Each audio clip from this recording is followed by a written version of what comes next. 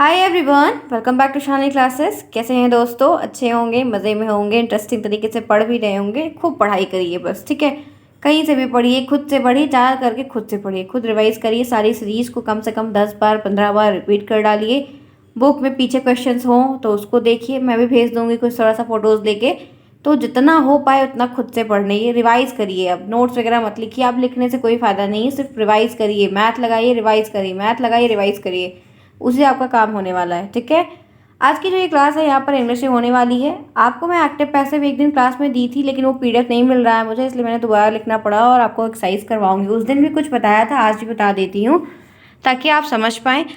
ये करवाने का मोटिव क्या है कि एक तो थोड़ा दिक्कत हो रही है आपको, पहली बात। दूसरा ये है कि तब वेरी शॉर्ट करवा रही थी तो देखा कि काफ़ी ज़्यादा पूछा गया है, ठीक है, बहुत बार आया हुआ है, तो इसको करना बनता है, ठीक है।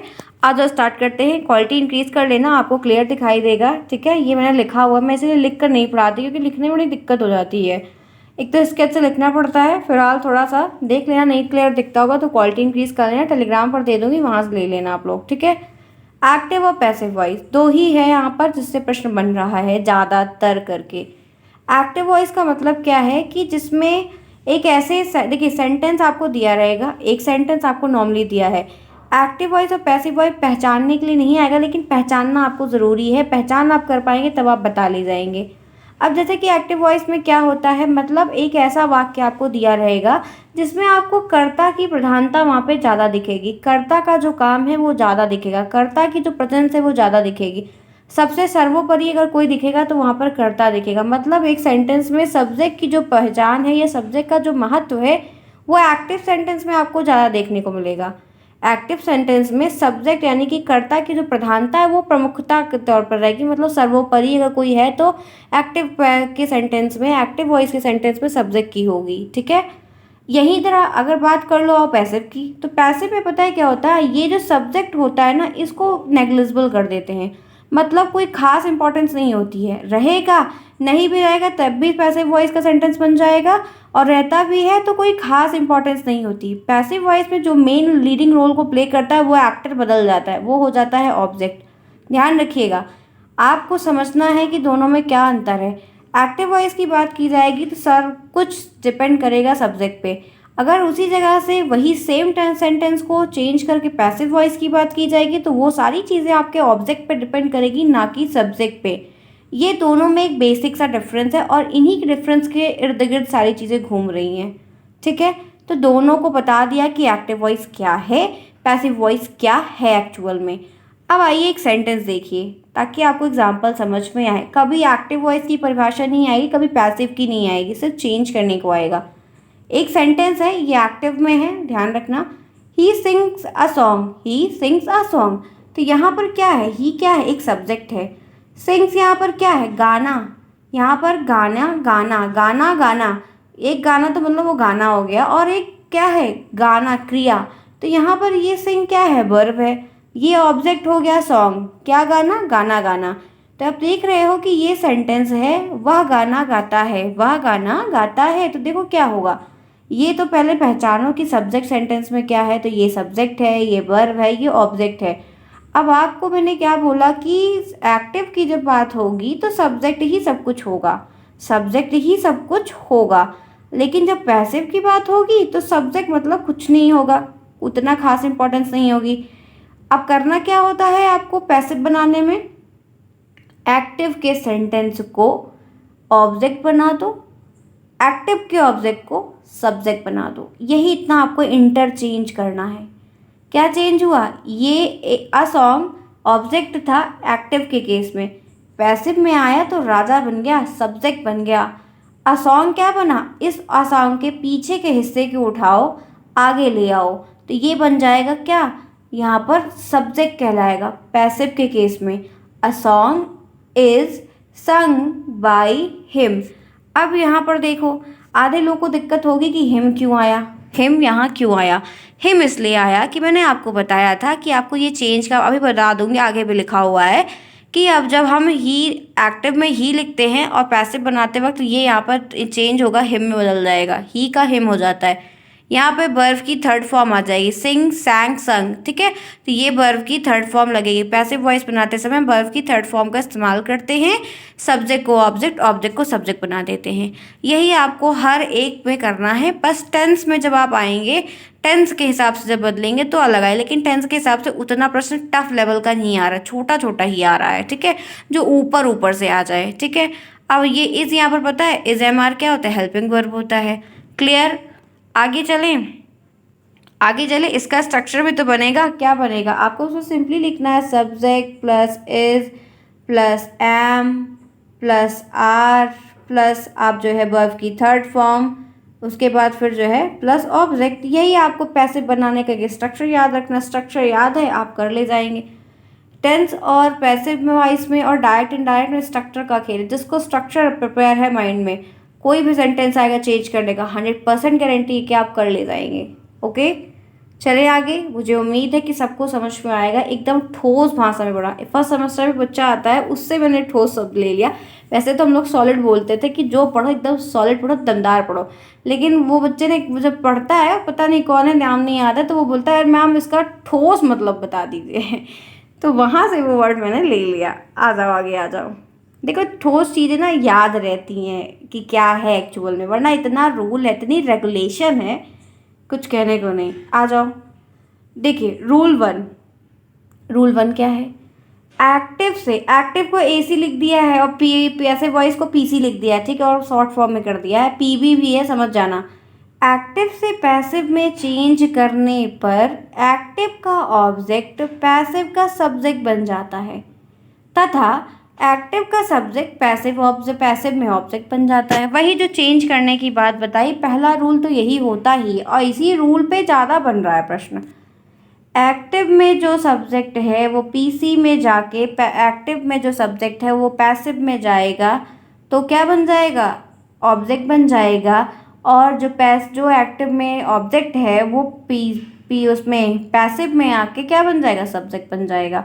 यही ध्यान आपको रखना है। Rule number 1। आओ देखो example. I write a letter, I write a letter, ये एक्टिव है। आई क्या है, कहेंगे सब्जेक्ट है। राइट क्या है, वर्ब है। लेटर क्या है, ऑब्जेक्ट है। मैं पत्र लिखता हूँ, क्या लिखता हूँ, पत्र लिखता हूँ। अब इसको पैसिव में बनाना है तो मेरे द्वारा पत्र लिखा जाता है, पत्र मेरे द्वारा लिखा जाता है। यहाँ पर देखो, ये ऑब्जेक्ट का सेक्शन है, ये वर्ब का सेक्शन है और ये सब्जेक्ट है। कहा जाता है कि एक्टिव के सब्जेक्ट को पैसिव का ऑब्जेक्ट बना दो। तो पहले क्या करो, पहले स्टार्टिंग करो इसके ऑब्जेक्ट को, इसके पीछे के सेक्शन को उठाओ और आगे ले आओ। ए लेटर को यहाँ से उठा के यहाँ लिख दो, ए लेटर। हेल्पिंग वर्ब लगाएंगे इज, ठीक है। हेल्पिंग वर्ब क्या लगाएंगे, ये हेल्पिंग वर्ब है, हेल्पिंग वर्ब, ठीक है, फाइनाइट वर्ब का पार्ट है ये। हेल्पिंग वर्ब हो गया। राइट का थर्ड फॉर्म, वर्ब की तीसरी फॉर्म लगती है, तो राइट, रोट, रिटन। फॉर्म याद होगी नहीं चाहिए, फॉर्म अगर नहीं याद होगी तो आप कितना भी आए गलती कर दोगे। अब फॉर्म तो याद कर लो प्लीज़, रिक्वेस्ट है कि फॉर्म याद कर लो। देख लो, एक मतलब याद करने मतलब ये नहीं कि दिन भर बैठ के फॉर्म याद करो, एक बार सरसरी निगाह से 5-6 बार पढ़ डालो, एक बार दिन में कम से कम 10 बार देख लो, याद हो जाएगा। ऐसा कोई याद नहीं करता है, वो आ जाता है अपने आप, मिलता जुलता रहता है ना। देखो ये राइट है, राइट का क्या होगा, रिटन, वर्ब की थर्ड फॉर्म। बाई, हमने ये भी बताया था कि सब्जेक्ट जब बनाते हैं ऑब्जेक्ट में तो हम बाई के द्वारा इंडिकेट करते हैं। तो आई का क्या हो जाएगा, जैसे ही का हिम हो जा रहा था वैसे आई का मी हो जाता है। आई का क्या हो जाता है, मी। तो एक सेंटेंस आपको एक्टिव में दिया था, वो था आई राइट अ लेटर, तो जब इसको पैसिव बनाए तो a letter is written by me, ठीक है। आगे चलें, चलिए भाई चलिए देखते हैं next. Rule number 2। Passive voice में वर्ब की थर्ड फॉर्म का प्रयोग होता है। जी हाँ, हमें पता है। कैसे पता है, मैंने बताया आपको, नहीं आपने पहले से पढ़ा है। पैसिव वॉइस में वर्ब में थर्ड फॉर्म का प्रयोग होता है तथा उससे पहले is, am, are, was, being, were, ये WERE है, ठीक है। बीइंग का प्रयोग वाक्य के टेंस के अनुसार होता है, ठीक है। अब यहाँ पर देखिए, ये आपको पता था कि पैसिव वॉइस अगर हम बनाते हैं तो वर्ब की थर्ड फॉर्म लगाते हैं, लेकिन ये जो is, am, are helping verb है, इनका जो प्रयोग हम करते हैं ना वो टेंस के अनुसार करते हैं। जैसे प्रेजेंट कॉन्टिन्यूअस का सेंटेंस रहता है तो हम उसमें is, am, are plus ING लगाते हैं कि नहीं लगाते। प्रेजेंट कॉन्टिन्यूअस टेंस का फॉर्मूला याद है कि नहीं याद है। हेल्पिंग जब हम प्रेजेंट परफेक्ट बनाते हैं तो हैज़ हैव लगाते हैं, परफेक्ट टेंस में हम हैज़ हैव का यूज़ करते हैं ना, पास्ट टेंस में वॉज वर का भी तो यूज़ होता है। ये सब याद है कि नहीं याद है? हम प्रेजेंट परफेक्ट टेंस बनाते हैं, कॉन्टिन्यूस टेंस बनाते हैं तो बीन लगाते हैं, वो सब करते हैं, सिंस फॉर, सब कुछ याद है कि नहीं याद है? कुछ तो मोटा मोटा याद होगा। नहीं याद होगा तो एक बार सुनिए, टेंस मत पढ़िएगा पूरा, वक्त नहीं है। एक कॉपी ले लीजिए, चारों टेंसों का जो 3 टेंस है, 3 टेंस के जो 4-4 पार्ट बांटे गए हैं ना, उनका स्ट्रक्चर लिख लीजिए कॉपी में। अगर मुझे मिल रहा है, देखते हैं, भूल जाती हूँ, दिक्कत ये है ना कि दिमाग में इतना काम है कि वो चीज़ निकल जाती है। नहीं तो देखते हैं, अगर मुझे मिल जाता है, देखूँगी पिक्चर मिल जाती है तो वो दे दूँगी, तो वो आप स्ट्रक्चर याद कर लो कि प्रेजेंट कॉन्टिन्यूस में रहेगा तो क्या लगेगा, पास्ट में रहेगा तो फ्यूचर में रहेगा, तो उससे आप पहचान जाएंगे तो आपको आसानी हो जाएगी एक्टिव पैसिव को करने में। इसीलिए टेंस पढ़ा रही थी। जिन बच्चों ने नोट परचेज किया होगा उनके पास पूरा टेंस गया होगा, उनके पास पूरा बकायदे टेंस गया है, तो अगर वो पढ़ना चाहें तो पढ़ सकते हैं, ठीक है। जिन्होंने नहीं लिया कोई ज़रूरी नहीं है, आपके पास किताब होगी उससे भी देख लो, काम करने से मतलब है, लेने की कोई ज़रूरत नहीं है, ठीक है। अब एग्ज़ाम है, पढ़ो अच्छे से। चलो आ जाओ, देखो ये रूल नंबर 2 है। अब इसके बेस पे उदाहरण भी देख लो। अच्छा, इसका उदाहरण नहीं लिया, कोई बात नहीं। अब ये is am are was were being का इस्तेमाल होता है, ये मैंने बता दिया, अब आगे देख लेंगे हम लोग। आ जाइए आगे, आ जाइए। रूल नंबर 3, ये क्या है? पैसिव वॉइस के सब्जेक्ट के अनुसार वर्ब सिंगुलर या प्लूरल लगानी होती है। अब आपको कैसे जब समझेंगे वर्ब सिंगुलर लगाएंगे कि वर्ब वर्ब जो है प्लूरल लगाएंगे, वो आएगा कैसे? वो आएगा पैसिव वॉइस के सब्जेक्ट के अनुसार, जैसा सब्जेक्ट रहेगा वैसी वर्ब रहेगी। यदि सब्जेक्ट आपका यस फॉर सब्जेक्ट है, ध्यान रखना शॉर्ट फॉर्म में लिखा है, ऑफिस बैठ के लिखा हुआ है मैंने इसको, यहाँ पर दिया जा रहा है यदि और सब्जेक्ट सिंगुलर है तो वर्ब भी सिंगुलर होगी। अगर सब्जेक्ट आपका प्लूरल है तो वर्ब भी प्लूरल। लेकिन किसका सब्जेक्ट? पैसिव वॉइस का सब्जेक्ट, ना कि एक्टिव से सब्जेक्ट देखने लगना, ठीक है। जब हम पैसिव के सब्जेक्ट की बात कर रहे हैं, पैसिव सेंटेंस बना रहे हैं, तो पहले तो आप उसका सब्जेक्ट लिखा करो, फिर देखो कि सब्जेक्ट जो लिख रहे हो आप उसमें सब्जेक्ट सिंगुलर है कि प्लूरल। अगर सिंगुलर है तो सिंगुलर आप वर्ब लगाओगे, अगर प्लूरल है तो प्लूरल आप वर्ब लगाओगे, ओके। आ जाओ आगे, एग्जाम्पल देख लो। She is helping the students, she is helping the students. आप देख सकते हैं, अब एक्टिव में दिया है, पैसिव में चेंज करना है कि नहीं? तो यहाँ पर क्या होगा, ये ऑब्जेक्ट है, ये वर्ब है, ये सब्जेक्ट है, इस यहाँ पे हेल्पिंग वर्ब है। तो आप देख सकते हैं कि यहाँ पर द स्टूडेंट इसका ऑब्जेक्ट इसका सब्जेक्ट बनेगा। तो the students are being helped by her, are being helped by her. तो आप देख सकते हैं कि यहाँ पर शी का क्या हो जाएगा, हर में चेंज हो जाएगा। पैसिव वॉइस बनाते समय आर का यहाँ पर इस्तेमाल हो रहा है हेल्पिंग वर्ब का कॉन्टिन्यूस टेंस के हिसाब से, क्योंकि आईएनजी भी लगा हुआ है, आप देख सकते हैं प्रेजेंट कॉन्टिन्यूस का ये टेंस है। और आपको ये भी ध्यान रखना है कि यहाँ पर she is helping the student, यहाँ पर आपको क्या पहचानना होगा, आपको जो ये बात थी कि प्लूरल और सिंगुलर पहचानना है, आपको ध्यान रखना होगा, गलती मत करिएगा, क्योंकि आप जैसा सेंटेंस का सब्जेक्ट रहेगा उसी के हिसाब से आप चेंज करेंगे। यहाँ पर हेल्पिंग था, वर्ब की थर्ड फॉर्म आ गई, ओके। यहाँ पे सी था तो हमने यहाँ पर हर कर दिया, तभी आप अच्छे से कर पाएंगे। हर एक चीज़ को रूल याद रखें ना, रूल के बेस पे कर लोगे आप, तभी आप गलती नहीं करोगे किसी भी कीमत पर, ओके। आ जाइए आगे चलते हैं इसी के हिसाब से। नेक्स्ट देखते हैं रूल नंबर 4 क्या है? एक्टिव वॉइस पैसिव वॉइस है। एक्टिव में आई दिया है, पैसिव में मी हो जाएगा। एक्टिव में ही दिया है, पैसिव में हिम हो जाएगा। ये हिम है, ई यहाँ पर लिख दिया था गलती से, यहाँ पर हिम है। एक्टिव में हु है, पैसिव में हुम हो जाएगा। एक्टिव में इट है, पैसिव में इट हो जाएगा। इट का इट ही रहता है, ठीक है, ये नहीं चेंज होता। अगर एक्टिव में सी दिया है तो पैसिव में हर हो जाएगा। तो ये दोनों याद रखना है कि आई का मी, ही का हिम, हु का हुम, इट का इट और शी का हर, दोनों में क्या क्या डिफरेंस है ये आपको बहुत ही क्लियर तरीके से ध्यान रखना होगा, ओके, ताकि आपको गलतियां ना हो। एक्टिव से पैसिव में जब चेंज करिए तो आपको सब्जेक्ट चेंज करने के लिए जब बात आती है तो वो आपको पहचान में रखना होगा। ये उस दिन की जब क्लास ली थी तब भी बताया था, ओके। आ जाओ आगे। अच्छा, दे का देम, ठीक है, ये है, एक दो ठू और है, देख लीजिएगा। चलो आ जाओ, और बता देती हूँ कुछ नया ताकि दिक्कत ना हो। देखिए रूल नंबर 5, एक कॉलम में टेंस लिखा है, एक कॉलम में वर्ब लिखा है, एक कॉलम में पीसी का वर्ब, मतलब एक्टिव का वर्ब और पैसिव का वर्ब। बहुत ध्यान से टेबल बनाया है, ध्यान से पढ़िएगा कि टेबल में क्या है। देखिए देखिए यहाँ पर क्या दिया जा रहा है, बहुत सिंपल सा पहले समझना आप। सिंपल प्रेजेंट टेंस की बात हो रही है। अगर सिंपल प्रेजेंट टेंस का एक सेंटेंस दिया गया है, उसमें जो वर्ब यूज हुई होगी एक्टिव के सेंटेंस में, वहाँ पर राइट और राइट्स रहेगा, ठीक है। लेकिन जब उसी सेंटेंस को उठाकर आप पैसिव में चेंज करोगे, तब is am are helping verb तो लगाना ही लगाना है और वर्ब की थर्ड फॉर्म लगानी है। Write, wrote, written, write, wrote, written, write, wrote, written, कंठस्थ कर लो, काम हो जाएगा, ध्यान रखना आप। सिंपल प्रेजेंट की बात की तो ये रूल रहा। इसी तरीके से सिंपल पास्ट की बात देख लो। अगर रोट लिखा है, वर्ब एक्टिव वॉइस की जो वर्ब है सेंटेंस में वो रोट लिखी है, उसी को उठाकर पैसिव में चेंज करना है तो क्या करेंगे, वॉज और वर्ब के साथ रिटन लिखेंगे, वॉज और वर्ब के साथ रिटन लिखेंगे, ध्यान रखिएगा। Was written, verb written, when you change active voice sentence of a simple present tense into the passive voice sentence. Got it? आ जाओ आगे। 2 बता दिया, 3 देखो। अब बात कर लो सिंपल फ्यूचर की।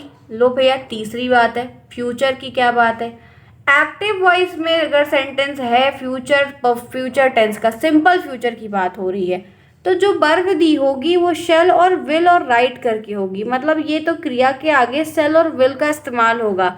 फ्यूचर की बात हो रही, पहचानना भी सीख लो कि किसका क्या इस्तेमाल कहाँ पर हो रहा है, फ्यूचर में हो रहा है।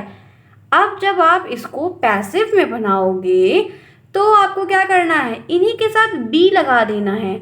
Shall be, will be, shall be written, will be written, ध्यान रखना कहाँ पर क्या इस्तेमाल हो रहा है।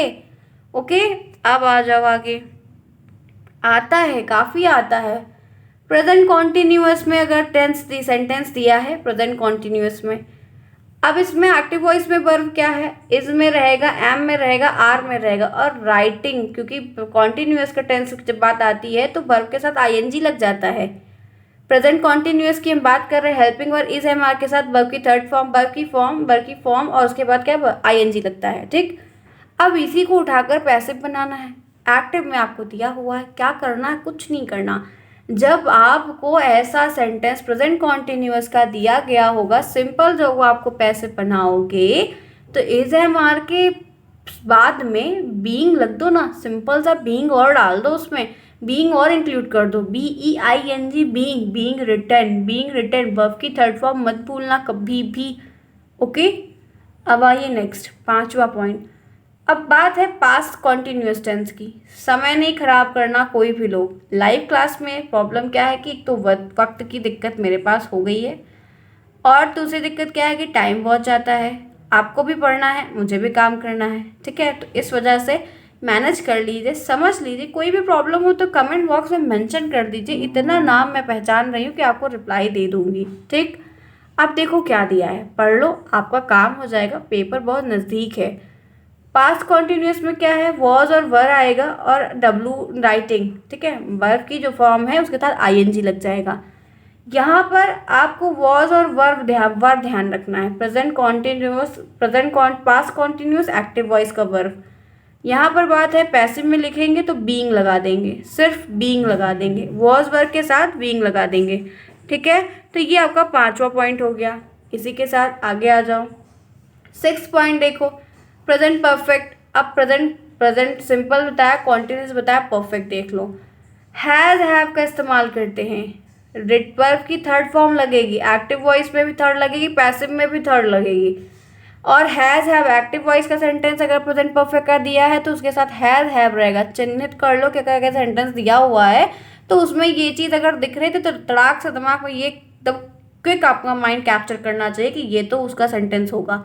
अब इसी को पैसिव में बनाना है तो बीन लगाना होगा, बस has been written, have been written, कुछ नहीं करना, बीइंग यही सब ऐड करके आपको करना।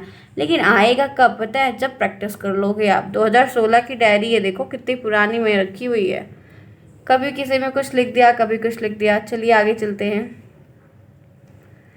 अब एक और है फ्यूचर परफेक्ट, फ्यूचर परफेक्ट में एक्टिव वॉइस में रहेगा तो विल शैल हैव रिटन मिलेगा, विल शैल के साथ हैव लगा हुआ मिलेगा। जब फ्यूचर परफेक्ट का अगर सेंटेंस दिया है एक्टिव वॉइस का तो will have written shall have written मिलेगा। लेकिन अगर इसी को पैसिव वॉइस में दिया है तो विल हैव बीन लगा हुआ है, सिर्फ बीन को और इंक्लूड कर दिया गया, वर्ब की थर्ड फॉर्म का ही इस्तेमाल किया गया है। Shall will have been written, shall have been written.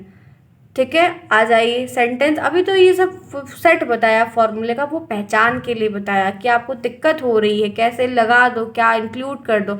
एक बच्चे का सिंपल कमेंट आया था मुझे कि मैम आप ऐसे बताइए जिससे हम लोग को उसको शॉर्ट टाइम में याद हो जाए और हम ऐसा सा पहचान पाए कि हमको ये दिख गया अब हम ये कर देंगे, तो क्योंकि पढ़े नहीं है तो दिक्कत हो रही है। अब मैंने भी सोचा कि कुछ तो दिमाग दौड़ाऊँ, आखिर बच्चे को आए तो आए कैसे। ठीक है, तो अपनी तरफ से तो पूर्ण प्रयास किया। अब आप लोग 2-3 बार देख लेना, आपका काम हो जाएगा, पहचान बना लोगे। 1-2 प्रश्न आएगा। ठीक है। पास्ट परफेक्ट भी देख लो, एक्टिव वॉइस के वर्ब में क्या रहेगा। पास्ट परफेक्ट अगर सेंटेंस दिया है तो हैड रिटन रहेगा। अगर पैसिव वॉइस में बनाने को आ रहा है तो हैड के साथ बीन लगा दो, बस क्या लगा दो, हैड के साथ बीन। ओके, आ जाइए आगे चलते हैं। अब एक टेंस वाला भी देख लो, इतना तो सबका वो बता दिया। अब यहाँ पर आप देख लो present indefinite. Present indefinite, present indefinite में क्या है, subject plus is am are plus verb की third form plus by plus object. ये है स्ट्रक्चर, ये है एक स्ट्रक्चर प्रेजेंट इंडेफिनिट। वैसे है तो बहुत बड़ा, पूरा नहीं बता पाऊंगी, ठीक है, क्योंकि लास्ट के सेक्शन के जो हैं 1-2 तो मुझे भी नहीं याद है, सीधी सी बात है, सारा याद नहीं है बच्चों, इतना पढ़ना पड़ता है, फर्स्ट वालों का भी देखना पड़ता है, आपका भी सब नहीं याद है, यूज़ नहीं आ रहा है ना मेरे, इसलिए मुझे नहीं याद है पीछे का सेक्शन, आगे का याद है, चेंज करना आता है, वो इतनी हैबिट हो गई कि हम लोग चेंज कर लेते हैं। अब देखो क्या करना है, देख लूँगी, दिक्कत होगी तो बता दूंगी, वो भी तो 1-2 चीज़ें देख लूँगी। देखो, subject plus is am are plus verb की third form plus by plus object. Okay, अब ये सेट है प्रेजेंट इंडेफिनिट का। अब इसके बेस पे एक उदाहरण भी देख लो। एक्टिव वॉइस में दिया है आई लव यू, मस्त एग्जाम्पल लिया है ना। ठीक है, ध्यान रखना, से पढ़ना और भूल जाना, नहीं तो गाने लगो आप लोग इसको, आई लव यू। तो यहाँ पर आप देख रहे हो कि आई क्या है, सब्जेक्ट है, लव क्या है लव, बताएंगे, आता है सभी को फिलहाल के लिए, वर्ब है। ठीक है, यू क्या है, ऑब्जेक्ट है। अब क्या करना है आपको, प्रेजेंट इंडेफिनिट की बात कह रहा है, सेंटेंस आप पहचान रहे हो, पैसिव में चेंज करना है। यू यहाँ पर ऑब्जेक्ट है, यू को उठाओ आगे ले आओ, यू पैसिव में आया, सब्जेक्ट बन गया। इज एम आर है, अब प्यूरल है, आई वी दे यू प्यूरल है, ही शेड सिंगुलर होता है, तो यू प्यूरल है, तो वर्ब भी कैसी लगेगी, प्यूरल लगेगी। यही मैंने ऊपर बताया था कि अगर सब्जेक्ट प्यूरल रहेगा पैसिव वॉइस में वर्ब भी प्यूरल लगेगी। तो यहाँ पर क्या देख रहे हैं, यू आर, लव का थर्ड फॉर्म क्या होता है, लव्ड, तो LOVED और लगा दो। ठीक है, ज़्यादा प्यार हो गया, ये तीसरे लेवल का। आई का क्या बताया था, मी हो जाता है, तो you are loved by me. I love you का एक्टिव बन रहा है, आई लव यू एक्टिव में है, पैसिव बनाओगे तो you are loved by me. ठीक है, तो ध्यान रखना, बहुत ध्यान रखना। आगे चलें, चलिए, तो ये हो गया आपका एक सेंटेंस, टेंस का एक स्ट्रक्चर का एक एग्जाम्पल। आगे आ जाओ, आप प्रेजेंट कॉन्टिन्यूअस का भी देख लो, subject plus is plus being plus verb की third form plus by plus object. यही ऊपर भी बताया था, प्रेजेंट कॉन्टिन्यूअस का स्ट्रक्चर में ING लगता है। अब आप चेंज करना है आपको, एक्टिव में दिया है we are playing football, we are playing football, we क्या है, सब्जेक्ट है, प्लेइंग क्या है, वर्ब है, ऑब्जेक्ट क्या है, फुटबॉल। आप करेंगे कैसे, बस आपको सिंपल ही ध्यान रखना है, फुटबॉल को उठाइए, ऑब्जेक्ट को सब्जेक्ट बनाइए, फुटबॉल इज बीइंग, इज लगाइए, इज हो गया, बीइंग लगाइए, बीइंग हो गया, वर्ब की थर्ड फॉर्म, प्लेइंग का थर्ड फॉर्म प्लेड बनेगा, बाई हो गया, बी का क्या होता है, अस हो जाता है पैसिव में, तो football is being played by us, football is being played by us. Any problem नहीं होनी चाहिए, एक बार में नहीं आएगा, 2 बार देखना फिर नहीं आएगा, 3 बार देखना फिर नहीं आएगा, फिर देखना 5वीं बार में आ जाएगा। चलें आगे, चलिए आगे चलते हैं। नेक्स्ट क्या मैंने लिया है ये भी देख लूँ। ये है प्रेजेंट परफेक्ट। प्रेजेंट परफेक्ट में इनका जो स्ट्रक्चर है वो देखिए, subject plus have plus verb की थर्ड फॉर्म प्लस ऑब्जेक्ट, बहुत छोटा सा स्ट्रक्चर है। एक्टिव में दिया है तो सब्जेक्ट यहाँ पर सेंटेंस में क्या दिया है, he has bought a scooter. ठीक, ही क्या है, सब्जेक्ट। यहाँ पर आप देख सकते हैं स्कूटर क्या है, ऑब्जेक्ट। बॉट क्या है, वर्ब। बॉट क्या है, वर्ब है। पैसिव में बनाओ, ऑब्जेक्ट को उठाओ, कैसे लिखोगे, a scooter has been, a scooter has been bought by him. यहाँ पर बीन छूट गया है, ध्यान रखना, ठीक है। तो यहाँ पर क्या है, a scooter has been bought by him, तो ही का हिम हो गया। ओके, चलें आगे, आ जाइए आगे चलते हैं। अच्छा बस इतना ही, एक्सरसाइज अभी नहीं की, एक्सरसाइज इसके बाद आपको अब प्रैक्टिस करवाऊंगी। अब जो नेक्स्ट क्लास दूंगी ना आपको, उसमें एक्टिव और पैसिव का एक्सरसाइज करवाऊंगी। सूत्र बता दिया, स्ट्रक्चर दिखा दिया, उस दिन भी बताया था, आज फिर बता दिया, ताकि आपको दिक्कतें ना हो। अब आपको एक क्लास पूरी आपको प्रैक्टिस की मिलेगी, जिसमें से 15 या 20 जितना भी हो पाएगा एग्जाम्पल करवा दूंगी। एक दिन आपको डायरेक्ट इंडायरेक्ट करवाना है, फिर उसकी एक्सरसाइज करवाऊंगी, तो इस तरह आपका काम बन जाएगा। तो ये रही एक्टिव पैसिव की क्लास। मुझे उम्मीद है कि आज मैंने आराम से बताया है और सही तरीके से और बता दिया, जो जो दिक्कत हो रही थी वो नहीं होनी चाहिए। सूत्र वगैरह भी दे दिया ताकि आपको दिक्कत ना हो, आप चेंज कर सको, समझ सको, पढ़ सको। टेलीग्राम पर मिल जाएगा, आप वहाँ से इसको चाहना तो लिख लेना। ओके, अगर अच्छी लगी है क्लास, समझ में आया है, तो आपको एक काम क्या करना है, चैनल को सब्सक्राइब करना जिन्होंने नहीं किया है, ठीक है। वीडियो को लाइक करना है जिन्होंने नहीं किया है। कोई भी डाउट होगा तो मुझे कमेंट बॉक्स में पूछना है आपको, तभी मुझे पता चलेगा। ओके फ्रेंड्स, फिर मिलते हैं नेक्स्ट क्लास में, तब तक के लिए take care, thanks for watching to everyone.